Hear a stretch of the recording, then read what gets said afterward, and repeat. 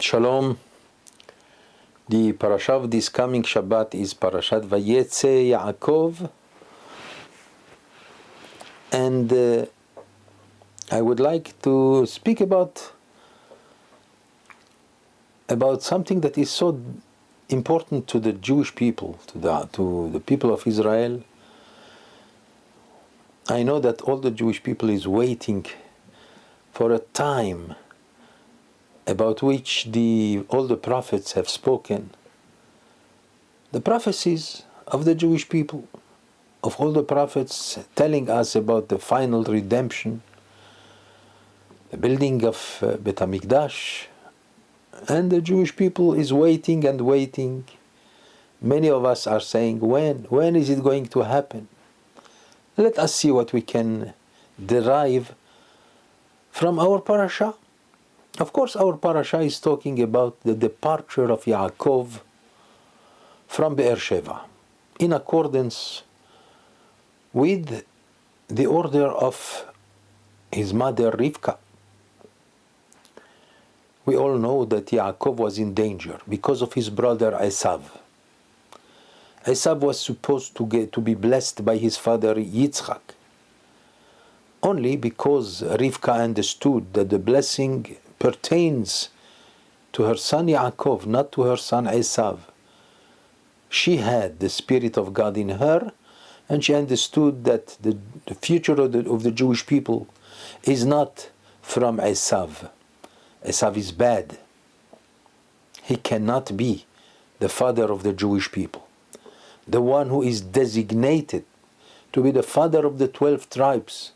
Rivka understood that only Yaakov pertains to this great prophecy.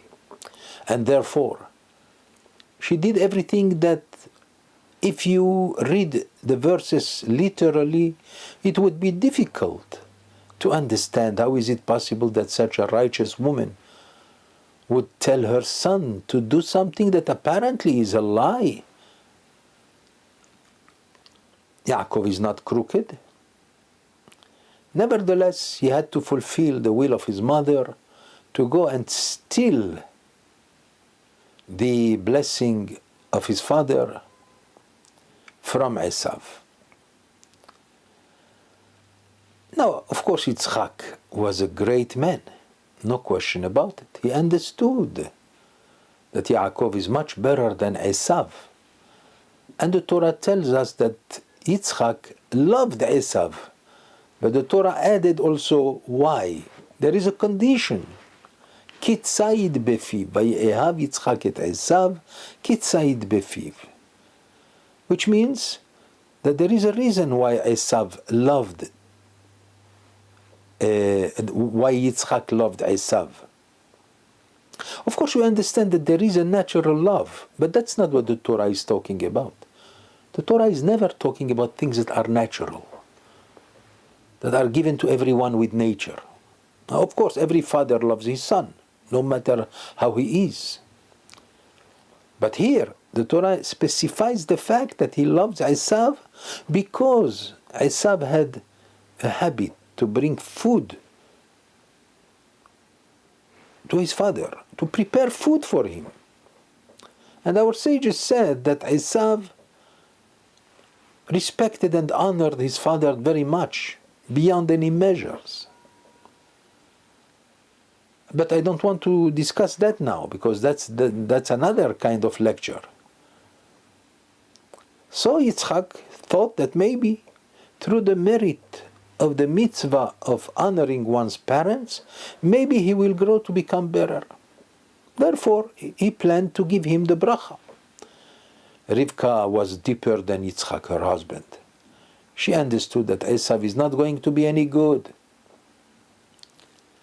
And therefore she decided firmly, vehemently, it is Yaakov who deserves the blessing of Yitzchak. You have to understand that the blessing of Yitzchak is not the blessing of any rabbi who says, Mi sheberach avotenu hakadoshim v'hateorim. The blessing of Yitzchak is the future of the Jewish people. We are not talking about any simple human being. We're talking about Yitzchak, our father, who has given his life through the Akedah, through the binding that is known as the binding of Itzhak. We all know that. And therefore, Yaakov came, hesitantly, of course, and trying to find the proper expression, not to be considered a regular liar. Therefore, when Yitzhak, he was blind. So he said, who are you? The Torah says, Vayomer Ani. Anochi Esav Bechorecha. Yaakov is lying, apparently, and he's saying, Anochi, I am, Esav, your first son, Esav Bechorecha. But our sages say it was not a lie, because he says, Vayomer Anochi, I am who I am, which means I am Yaakov. But Esav is your first son. Now it's up to you to understand it any way you want, but that's not the point. The point is that the goal justifies the whole procedure. It is the future of the Jewish people, no question about it. The future of the world. And that's the reason why Rivka insisted on her son to do what he has to do to snatch the blessing of his father Yaakov and to take it away from Esav. And that's what happened. At the end, what did we read in last week's parasha? Esav came back, bringing the food for his father, and then he realizes that the bracha, the blessing of his father, was taken away from him and given to Yaakov. When he came, Yitzchak said, who are you? I am Esav, he said. ויחרד יצחק חרדה גדולה עד מאוד. And Yitzchak trembled. He was shattered to realize that in fact there was here something that is not so kosher. So he asked Esav, Mi ha'ish? Who is this who has come and taken my bracha? But there is something extraordinary there in that verse, where it said that even though Yitzchak was shattered for what he understood happened, he still confirmed his blessing, and he said, Gam baruch yeh, let him be blessed. Unbelievable.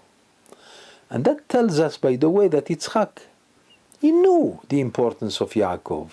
He understood the ways of God. He said, if that's the way of God, that my blessing was taken away to be given to Yaakov, it means because Yaakov is deserving it. Because that's the will of God. Nevertheless, this has created a nest of hatred in the heart of Esav. And he promised himself he will kill Yaakov, because he has taken from him the birthright, which Esav anyway sold for nothing, at the same time for taking away from him the blessing of his father. Vayistom Esav et Yaakov ala beracha. And he hated Yaakov. There is big danger now. Yaakov is in danger. Esav can kill him. That does not mean that Yaakov is frail and he cannot defend himself. Of course he can defend himself. Already our sages told us, based on the verses that we will read in the next stories, that Yaakov was a real Hercules. He was able to lift up. We read already in the last parasha that when he came before he met Rachel, his wife, he lifted a stone from above the well, which many of the shepherds were not able to do it altogether. And he did it by himself. And that shows the great strength of Yaakov. The problem is that Yaakov doesn't want to kill, doesn't want to defend himself against Esav, because it means he would have to kill his brother. He doesn't want that. That we shall see in the next parasha. Vayira Yaakov me'od vayetzer lo. And Yaakov feared a lot, and he was sorry. Why? So our sages said, Vayira shema yehareg, vayetzer lo shema yaharog. He feared the fact that maybe Esav is also very strong. All the children of Yaakov are very strong, as well as the children of Yitzchak. So he said maybe Esav will kill him. There's plenty to reason to fear, right? At the same time, he's sorry that maybe he will have to defend himself and kill Esav. He doesn't want that. It's exactly like the Jewish people. If they have to kill, it's because to defend ourselves, but they prefer not to kill. Of course, not to be killed, but they also don't want to kill anybody. So, what happened? Yaakov he's not in charge of anything. His mother understood the danger. Itzhak is blind, cannot do much. Only Rivka comes, the mother of Yaakov, and tells him, Yaakov, you have to run away and go. Leave Beersheba and go to my brother Haran outside the land of Israel. It's not something small to ask from a very pure man such as Yaakov. Yaakov doesn't want to leave the Holy Land. But if that's the will of his mother, what can he do? Especially that the father also comes and he gives him again the blessing and he says to him, go and find a wife for yourself. So now Yaakov has to go either way, by the will of his father and by the will of his mother. And that's why the beginning of our parasha begins with Vayetzei Yaakov Beersheva. And Yaakov left Beersheva and he went to Haran. Our sages added to give us, to demonstrate the fact that Yaakov was a very righteous man. So it says, the reason why the Torah specifies his departure, Vayetzei, to teach us that when a great tzaddik, a real tzaddik, a true pure tzaddik, when he leaves the place where he was, the place remains empty, remains without light. Mikan sheyetziat tzaddik osa roshem, the departure of a tzaddik, of a righteous man, makes an indelible, definite. The touch of a tzaddik is lost. So all the time that the tzaddik is there, hu hoda hu ziva hu adara, he is the light, he is the splendor of the place. But once he departs from that place, the place remains completely empty, without light, without splendor, with nothing. That's what we learn in order to understand the greatness of Yaakov in the eyes of the Torah. All this was an introduction. Now, what do we see? Now that we are convinced that Yaakov deserves the blessing of Itzhak, his father, and he is so great, he goes on his way. Well, at night he has to stop. He has to spend the night where? In the wilderness. He arrives to that place, which is known in the Torah as Makom, the place. Well, when you say the place, with the article the, it means that's a specific place. Our sages said this was the place that is known as Mount Moriah, Har HaMoriah. That's the place where the binding of Itzhak happened, which has become the holiest place on earth in the eyes of God, and Yaakov made it a place of prayer, Bet El, the house of God, which means the place where Bet HaMikdash, the temple, will be built in the future in the history of the Jewish people. Something extraordinary happened in this verse, which is the second verse of this parasha. Vayifga b'makom, and he came to that place. The verse uses the term Vayifga. Our sages say, En pegi'a ela lashon tefila. I mean, it's the encountered, suddenly, the place. Our sages said he came to pray. It's night now, it's dark, and he begins to pray. That prayer became, as a tradition to the Jewish people, to pray the third prayer of the day. That's the prayer of the evening that we call Arvit or Ma'ariv. As you know, the prayer of the morning was established by our father Abraham, as it says, Vayashkem Avraham baboker el hamakom asher amad sham. So, our sages decided that the Jewish people has to pray every morning, in accordance with what Avraham Avinu has done. At the same time, because in the time of Bet HaMikdash, they used to bring a sacrifice every morning. What about Mincha, the second prayer of the afternoon? This was also established by our father Itzhak. As it says in the Torah, Vayetzei Itzhak lasuach basadeh lifnot arev. Towards the evening, before it is dark, Yitzchak went out to the field. But it says in the Torah, lasuach. Lasuach means to talk with God. That's a prayer. Our sages said, en siha ela lashon tefillah. It's an expression of prayer, which means he prayed. Yitzchak, our father, prayed. It became a tradition for the Jewish people that they should pray also the prayer of Mincha in the afternoon.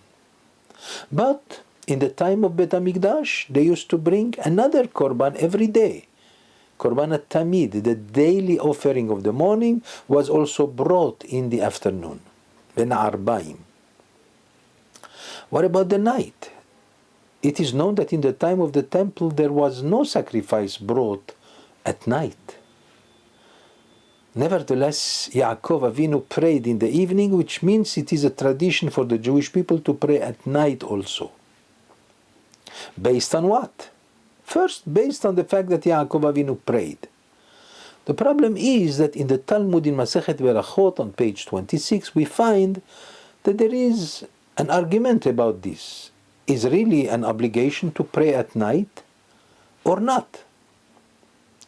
If it is an obligation, we call it in Hebrew chova, an obligation. If it is optional, you want to pray, pray. Why not? Anytime. You don't want to pray the night? Well, okay, you don't have to pray. That's called in Hebrew reshut, optional. So, according to Rabban Gamliel in the Talmud, it is an obligation. According to Rabbi Yehoshua ben Hanania, it is optional. What is the halacha? Basically, by the old law, Arvit remains optional. The Tosfot explains that only what is optional, you have to pray at night. But if something that is extremely important, a mitzvah that is important, that if you don't do it, its time will pass, then you could do it rather than praying Arvit. Nevertheless, in most of the generations for the Jewish people, the law of Arvit became a law, which means the halacha goes according to Rabban Gamliel that it is an obligation. The problem is, why the hesitation? Why not saying that it is an obligation without any reservations? Why saying optional at all? Well, there is a reason. Number one, because it is not proven, this is by the what I'm saying is written by the Torah Tmima. It is possible that Yaakov Avinu did not mean to establish any prayer. He came only to say, thank you, my God, for helping me thus far. Why? Because he himself realized that in the future, in Bet HaMikdash, they will not be bringing any sacrifice at night. Nevertheless, there was still a time, even the night is important in the night of Bet HaMikdash. In the time of Bet HaMikdash, they used to work during all night. Not by slaughtering a new sacrifice, but rather by cleaning everything, by burning the fats and everything on the altar. And all this required a long kind of work during the night. And because it is a very holy work, that's why a third prayer was established. Optional, well, optional. There is plenty to talk about this, but that's not the issue. So we understand that Vayivga b'makom, he came to that place which is holy from the time of Abraham, Hara Moriah, the mountain of Moriah, and he prayed. But it says, Vayalen Sham Kiba Hashemesh. And he spent the night there. Why? Because it was dark already. The sun has set. Shki'at shemesh. In the language of the Torah, it's bi'at hashemesh, like it says in the very beginning of Masechet Berachot, bi'at shimsho me'akavto. Literally, it means the coming of the sun, which appears to be the opposite of what we are saying, as though it is the morning rather than the evening. But our sages say, no, bi'at hashemesh means shki'at hashemesh, which means the setting of the sun, which means it's night, when it's dark. Why all these specifications? That's one question. I mean, he spent the night there because because it's dark. What's going on? I mean, usually the Torah does not spend time in stories, unless if it has a deeper meaning. So let's see. There is another observation that it is definitely an obligation to look upon. In this very verse, right, the second verse of this parasha, Vayivga b'makom, 3 times the word makom appears. First, a makom. Makom, we said that makom is place, location. But that location, with the article b'makom, in that place, specify the fact that it was not a small place, it was a place in which there was a very, very great holiness. That's the mountain of Moriah, as we have said. That's the place where God wants to build there the house of God, Bet HaMikdash. That's where Bet HaMikdash was built, all right? In the time of Solomon, and also the second time. So now at Makom, this word Makom, which means the place, appears 3 times. That's not the usual way of the Torah, unless it means to deliver a message. Rabbeinu Bachya the Sephardi, as well as other great commentators such as the Abravanel, have explained that here there is a tremendous hint to tell us about the destiny, the future of the Jewish people. 3 times. Let us see it in the pasuk, in this verse. First, Vayivga b'makom vayalen sham ki ba hashemesh. When you say that it became dark and the sun has set, it means it's a parable for destruction. Chorban. If the first makom gives us a hint regarding the building of the first Bet HaMikdash. The first Bet HaMikdash that was built by King Solomon, after a few hundreds of years, 410 years, as you know, was destroyed by Nebuchadnezzar, the king of Babylon, unfortunately, right? This was the first Bet HaMikdash in which 10 great miracles happens in accordance with the teaching of our sages in Pirkei Avot. Asara nisim na'asu la'avotenu beBet HaMikdash. That was the first temple. But it came to an end, it was destroyed. And that's, as a mashal, it's known as Ki Ba HaShemesh. Vayivga b'makom, that makom, which is Har HaMoriah, the mountain of Moriah, was very holy, yes. Ready, and special for prayer, no question about it. But Vayalen Sham Ki Ba HaShemesh, became dark. The sun has set, and therefore it means destruction of the first temple. Let's go on in the same verse. Vayikach me'avnei hamakom, and Yaakov took from, not all, from the stones of the place, hamakom, which appears the second time in that verse. Why the second time? The Torah is not that liberal in words.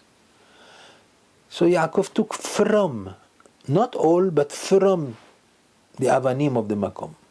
So our Chachamim explain that that's the hint of the second Bet HaMikdash. As you know, after the destruction of the first temple, 70 years later, Jews were permitted by King Achashverosh and King Koresh to go back to rebuild the second temple in the land of Israel. Only 50,000 Jews left Babel I mean, there was great prosperity for the Jews at that time. So only 50,000 under the leadership of Yehoshua HaKohen and Zerubbabel and Ezra HaSofer, they went to rebuild the second Bet HaMikdash. So the second Bet HaMikdash was rebuilt. It was not as splendid and as the first one, spiritually talking. I mean, later on, the second Bet HaMikdash became extremely beautiful, built by hordes but that's something else. But the spirituality of the second Bet HaMikdash was not as great as the first one. In which way? Our sages said that the miracles that happened in the first Bet HaMikdash did happen, but only partially in the second. Some of the miracles that happened in the first one did not happen in the second one. And that appears as a hint from the words Vayikach me avnei hamakom. He took from the stones, not all the stones. What? Hamakom, the second hamakom is the second Bet HaMikdash. Well, let's see what goes on in the third part of the same verse. Vayaseh mera'ashotav, Yaakov, he set the stones around him to protect himself from the danger of animals, wild animals, and so forth. And then he slept. Vayishkav b'makom hahu. Again, the third time the word makom, place, appears. There must be here something that is revealing something. Vayishkav, and finally he rested. Our sages said that Yaakov Avinu did not rest for 14 years. Since the time he left Beersheba, he went to the yeshiva Shem Va'ever and he studied Torah, did not sleep at night. The first time he slept was that night. When he arrived to that place, finally he slept. And he was able to dream the famous dream, Ve'ineh sulam utzav arza. No time to discuss it now. But the third time that Hamakom, this place, appears is in the same verse. Well, the Chachamim say that this is the hint of the building of the third Bet HaMikdash. Okay. We have seen that the first one was destroyed, the sun set. The second one was not as great as the first one. Me avnei hamakom, from the stones, not all the stones. But finally, Vayishkav, which means Yaakov Avinu finally rested. It means the Jewish people finally will rest after so many tribulations throughout the centuries, 2,000 years of anti-Semitism and hatred and massacres and persecutions and whatnot. The Jewish people went through so much more than any other nations. No other nation could have remain in existence after so many terrible things that happened to it. During the exile of 2,000 years, the Jewish people made it so far, and we are still alive. The existence of the Jewish people is something phenomenal that raises the eyebrows of people. What is it that makes this nation survive despite everything that happened to it from all the nations? When? And the question is, when is the Jewish people going to rest? Some people think now that we have the state of Israel. Yes, of course, it's the beginning of a great time for the Jewish people. Finally, that is true, especially after the Holocaust. But there is still hatred. The nations still hate us for no reason, anti-Semitism. We still have war with our neighbors, the Arabs. Yeah, there are lights here and there, maybe some peace here and there, but still, it's not so sure. But everyone feels that it's coming. It's coming. The final respite, the final calm of the Jewish people, that the Jewish people deserve so much to finally sit in its land and to finally sleep from all the tribulations that it went through. This time is coming. Everybody knows it. We know it. And you know what? The nations also know it. Perhaps that's the reason why there is still anti-Semitism, jealousy, They don't want this to happen, but they know it's happening. The third temple? How is it possible? The third temple? Wow. Yeah, apparently in this verse it says the third time b'makom. The hint is the third Bet HaMikdash. Yeah, but what's going to be? Maybe the third Bet HaMikdash also will be destroyed like the first and the second. No. Vayishkav b'makom hahu. Finally, Yaakov rested and he slept in that place, which means a final repos, a final sleep. No more problems. The Jewish people will finally be in its land when surrounded by the nations who love him and help him, since the nation of Israel is going to become again what was promised from the very beginning, light to all the nations. Now let's see it here. One more word. It says here that Yaakov slept. Now we know what it means. And he dreamt. And God appeared to him. And God is blessing him. But the blessing is a little bit speculative. God says to Yaakov, your seed, your descendants are going to be like the dust of the earth. Very nice. Now it seems to be a blessing, but it looks like if it is a curse. What do you mean to be like the dust of the earth? I mean, you mean to say that we are going to be numerous more than any nation? That's not true. We are still the fewest of all the nations. So what do you mean by afar haaretz, the dust of the earth? Well, and then after Ufaratzta, then you will come, you will appear with great force. Yamma, Vakedma, Vetzafona, Banigma, to every direction. Venivrechu becha kol mishpechot Adama. And then all the nations of the world will be blessed because of you. Amazing.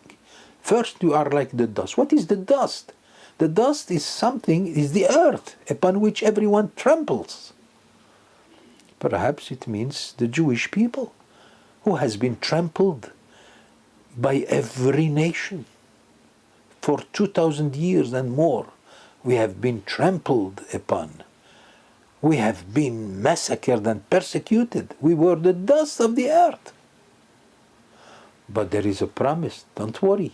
After that, you know, the great commentator, the Sforno, one of the great commentators of the Torah, is saying those words. He says, this pasuk tells us that after a long time that you are considered the dust of the earth, you will finally appear and you will be strong and you will become the source of the blessing of the world. And if you ask yourself, how did we succeed to survive? Next pasuk, Ve'ine anochi imach.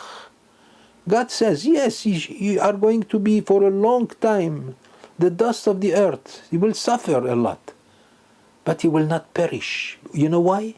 Because I will be with you. And I shall protect you in every way you will, wherever you go. Yes, you will suffer. I cannot deny that. You will die, many will die, many will be assimilated, maybe will disappear, maybe will be taken in captivity, but you will remain alive. And at the end, you will see that I will bring you back to your land, this land. You want to know why? I shall not abandon you. God never abandoned the Jewish people. Despite everything that we went through, we are still alive, which is tremendous riddle for all the nations. How is it possible that we are still alive? God says, I will not abandon you and I will not be tranquil and calm down until I will do everything that I have promised from the very beginning. Now imagine, it's amazing how these few verses are telling us the destiny of the Jewish people. We are now in that time in which we can hope for, because we see the signs already. We see that there is such a possibility. But HaMikdash is going to be rebuilt the third time. and the promise, it will not be destroyed anymore. And finally the Jewish people will come to its final tranquility and calm. No more hated by the Goyim. No more persecuted. This is something we are waiting for. And in every Jewish heart, such a belief exists definitely. Only we hope it will be soon in our time. So let us pray. Perhaps we need to change a little. Maybe a little bit of teshuvah will help. Like as our sages said, that everything else has passed in our life. But now all we need is a change of heart, kind of repentance. And then we will see whatever has been promised. I mean, watch this verse. It is so much revealing that you cannot deny the fact. If you know what is the Torah, that's not the way the Torah talks. If it talks this way, it means there is a reason. And there, it has revealed to us the destiny of the Jewish people. May it be so. And may we see that day soon in our life. God willing. Shabbat Shalom.